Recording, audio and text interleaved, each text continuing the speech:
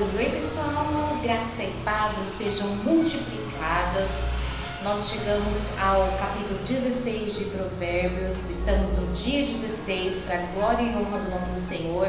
Sei que como eu, você também tem sido grandemente edificado com a leitura desse livro. Lembrando que lemos todo o capítulo e aqui nós meditamos apenas em alguns, tá bom? Então que Deus abençoe a sua vida e vamos para a nossa meditação no capítulo 16. Eu escolhi 2 versículos apenas hoje. Versículo 1. Aos homens pertencem os planos, mas é do Senhor que vem a resposta da língua. Irmãos, esse versículo eu gosto muito de falar sobre ele. E nós percebemos que no livro de Provérbios, há muitos conselhos, vem falar a respeito dos nossos planos, vem falar aos nossos corações em deixar Deus agir nos nossos planos. Quem não faz planos, nessa terra? Quem não tem metas? Quem não tem objetivos, Desde muito cedo nós aprendemos a fazer alguns objetivos. Quando criança, os nossos pais muitas vezes disseram para nós: olha, guarda um dinheirinho, para você comprar aquele brinquedo, aquilo que você deseja, faz uma meta para o final do ano. Depois, quando nós já estávamos mais jovens, olha, o que você vai estudar, qual vai ser o vestibular que você vai prestar, e eu e você talvez falávamos: vou fazer enfermagem, vou fazer direito, vou fazer medicina. Então, para nós precisamos realizar planos, planejar. Muitas pessoas planejam os seus casamentos, planejam os seus filhos, planejam a compra do carro, da casa, a viagem dos sonhos, e isso é muito bom. Aqui no versículo que nós acabamos de ler, vem dizer que Deus, Ele deixa nós fazermos os planos pertencem aos homens, os planos pertencem realmente aos homens, mas a resposta vem do Senhor, tá? Então o Senhor, Ele nos motiva a correr atrás dos nossos sonhos, a correr atrás dos nossos objetivos, mas Ele deixa bem claro, através desse conselho de Salomão, que é dele que vem a resposta da língua, é dele que vem a resposta certa. Então hoje, nessa meditação, eu quero levar você a pensar sobre isso, que é do Senhor que vem a resposta certa. Deus é um Deus de relacionamento e Ele deseja relacionar com o ser humano. No capítulo anterior que nós lemos, nós falamos sobre isso, que Deus deseja nos relacionar, Ele quer nos conhecer, Ele quer que nós o conheçamos, Ele quer estar junto conosco. E esse versículo, ele deixa muito claro isso, que Ele quer fazer parte da nossa vida, Então, que nós possamos pedir auxílio ao Espírito Santo, que quando nós formos fazer os nossos planos, formos fazer os nossos objetivos, as nossas metas, que nós venhamos a pedir auxílio de Deus para que tudo dê certo, para que os planos dele venha sobre os nossos planos, e assim tudo vai dar certo. Então nós precisamos orar, precisamos pedir a Deus que os sonhos dele, que são muito maiores, muito melhores do que os nossos, venham ser realizados na nossa vida. Então nós podemos sim e desejamos realizar os nossos sonhos, mas que estes sonhos estejam debaixo da orientação do Espírito Santo, porque assim, irmãos, nós não seremos frustrados nos nossos planos, nos nossos objetivos, quando nós, desde o início dos nossos planos, nós já colocamos o Senhor no centro dos planos. No mundo, irmãos, tão barulhento, eu gosto sempre de frisar que nós precisamos aprender a ouvir a voz de Deus, aprender a ouvir a voz do Espírito Santo.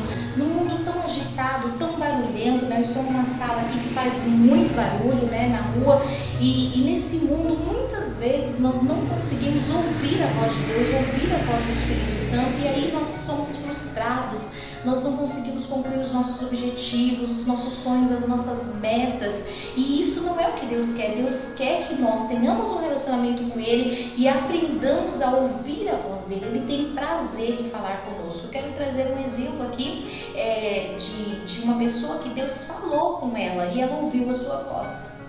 Agar era serva de Abraão e de Sara. Quando Sara percebeu que não poderia ali engravidar devido à sua... ela pensou, na verdade, que não poderia mais engravidar devido à sua idade e tudo mais, ela ali chamou Agar, era uma serva dela, para que ela tivesse um filho através desta serva. Agar engravidou de Abraão, mas teve um momento que Agar ali, ela acabou sobressaindo um pouco e questionando a sua senhora, porque agora ela estava grávida. E aí o que aconteceu? Sara ficou muito enfurecida, muito brava, discutiu com Agar. Agar pegou as coisinhas delas e foi embora, fugiu e disse, que não queria mais saber daquela situação. Porém, ela encontrou o anjo do Senhor no meio do caminho, ou o anjo do Senhor a encontrou no meio do caminho, e ela pôde ouvir a voz. E ali no meio do caminho, o anjo do Senhor se apresentou a Agar e ela ouviu a sua voz. E ela deu ouvidos à sua voz. E aquele anjo do Senhor disse assim: Agar, o que está fazendo aqui? Volte para a casa da sua senhora. Você vai ser uma mãe de uma grande descendência. Deus vai abençoar essa descendência. Deus vai abençoar os seus filhos, os seus netos. Então volte para a casa da sua senhora. E ela ouviu a voz de Deus. E o anjo ainda falou assim: o nome dessa criança, desse bebezinho que você está aguardando, que está dentro do seu ventre, vai chamar Ismael. E Ismael significa que Deus ouve, que Deus escuta. Então ali Agar estava ouvindo a voz de Deus e Deus estava ouvindo o clamor de Agar. E ela voltou ali para sua senhora. Então nós precisamos aprender a ouvir a voz de Deus num tempo em que nós estamos vivendo tão agitado. Também tem um outro exemplo de quem ouviu uma voz, mas não era a voz de Deus. Aliás, ela ignorou a voz de Deus.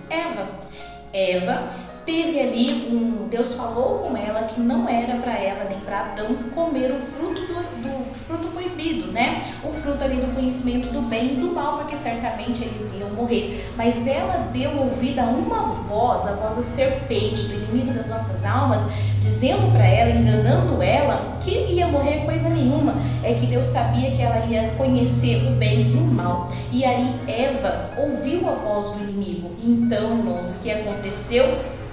Ela deixou de dar valor à voz de Deus, que era para que não comesse daquele fruto. E o que aconteceu foi destruição, foi queda, foi separação, de Deus, e foi ali expulsa do jardim, Ela foi expulsa do jardim.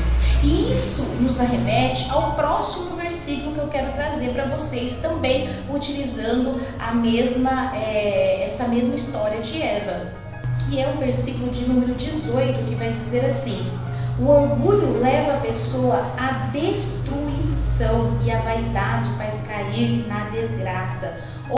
Outra tradução vai dizer que o orgulho precede a queda, a ruína, a altivez de espírito, ela precede a queda. Então, nesse versículo aqui, já levando em consideração o exemplo de Eva, nós podemos perceber, irmãos, que Eva, então, ela deixou-se ouvir a voz do inimigo, não ouvir a voz de Deus, e ao fazer isso, ela deixou que o seu coração se enchesse de orgulho. Por quê? Porque a serpente disse para ela que ela ia saber do bem e do mal e seria igual a Deus. Então o orgulho os expulsou, Adão e Eva, do jardim, como diz a letra do hino, porque o orgulho precede a queda, precede a ruína. Então, trazendo o exemplo aqui de Eva, que não deu ouvidos à voz de Deus, da resposta certa de Deus para a vida dela, ela ainda deixou o orgulho invadir o seu coração, E aí o orgulho precedeu a queda e a separação dela de Deus ali naquele jardim. Um outro exemplo que eu quero trazer aqui para vocês a respeito desse versículo 18 é de Amã. Amã era um primeiro-ministro do Império Persa e abaixo do rei era apenas ele. O rei determinou que as pessoas, além de ajoelhar para ele, o rei Assuero, também ajoelhassem para o seu primeiro-ministro, que era Amã. Só que Mardoqueu, um homem judeu que morava ali, junto com outros judeus naquela província, ele não se ajoelhava, porque os judeus só ajoelhavam-se para Deus, não adoravam, outros deuses naquele momento da história. E aí Amã ficou enfurecido, não bastava para ele ser o primeiro-ministro, estar abaixo apenas do rei, não, o orgulho encheu o seu coração, a altivez de espírito, a soberba invadiu seu ser, tomando conta ali do seu coração, a sua mente, e ele decidiu, ele propôs no seu coração: vou matar Mardoqueu, vou destruir ele, E aí o que aconteceu? Depois os irmãos podem estar lendo o que aconteceu, então nós sabemos que Amã fez uma forca para enforcar Mardoqueu, mas porque o orgulho precede a ruína, a queda, essa mesma forca foi utilizada para enforcar Amã. Por quê, irmãos? Porque o orgulho, a altivez, a soberba, ela precede a ruína. Então eu quero deixar esses 2 versículos para meditação, nossa, nesse dia, e lembrar que todo o capítulo 16 de Provérbios está maravilhoso, com muitos conselhos sábios para as nossas vidas, tá bom? Deus abençoe poderosamente a sua vida. Não se esqueça de se inscrever, deixar o seu joinha e compartilhar para que muitas e muitas vidas possam ser abençoadas assim como tem abençoado a minha vida, porque a palavra de Deus é tudo que nós precisamos, tá bom? Deus abençoe ricamente, em nome do Senhor Jesus. Fiquem com Deus e até o próximo vídeo, se assim o Senhor nos permitir.